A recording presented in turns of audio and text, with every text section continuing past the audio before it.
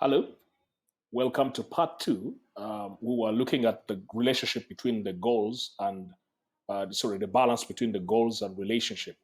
Uh, Pursuing goals alone would not effectively manage volunteers. There's a need to balance goals and relationship.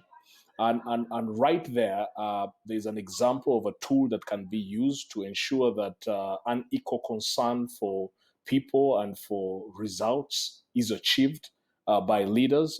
This is the managerial grid that was suggested by the Styles leadership theory. So it's very important that leaders balance effectively between pursuing goals and relationship. Thirdly, motivating volunteers and empowering volunteers is needed for effective volunteer management. You can do this by avoiding micromanaging and also adopting a loose structure depending on the core process of your organization. According to Ballman and Deal 2014, organizations do vary in their core processes. That depending on the complexity and the clarity and of the different goals. Highly scripted organizations require a bit of a tight structure, but however, there are advantages that managers can get through avoiding micromanaging. One of those is inspiring volunteers to own up to the work that they are doing, and also to motivate them to give their best and to innovate appropriately. Secondly, we can motivate and empower through training and coaching, training in areas like cultural intelligence. Volunteers happen to serve people from diverse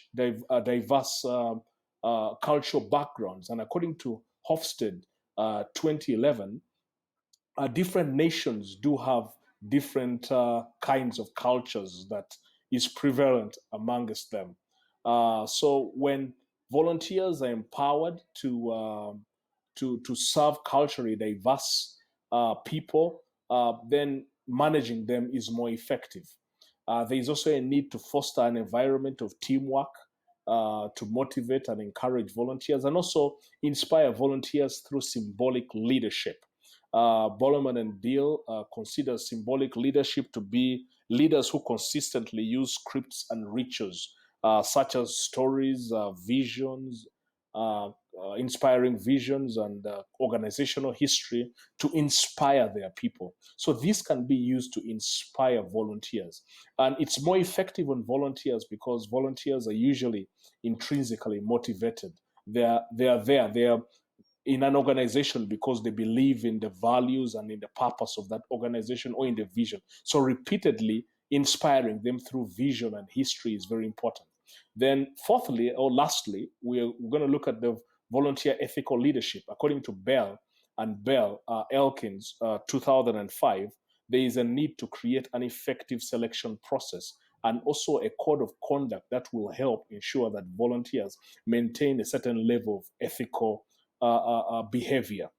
This is most especially important because still, according to Bell and Bell Elkins, volunteers usually feel untouched by rules and regulations because they are not paid. So, in order to ensure that the rules and regulations are followed and the standard of ethical behavior is maintained, there's a need to create an effective selection process and also a code of conduct. So in the next slides, I have the references of the different articles where I got this information from, as well as the interviews, the people that are interviewed from several organizations that I'm connected with. Thank you very much. I hope that was helpful to you. God bless you.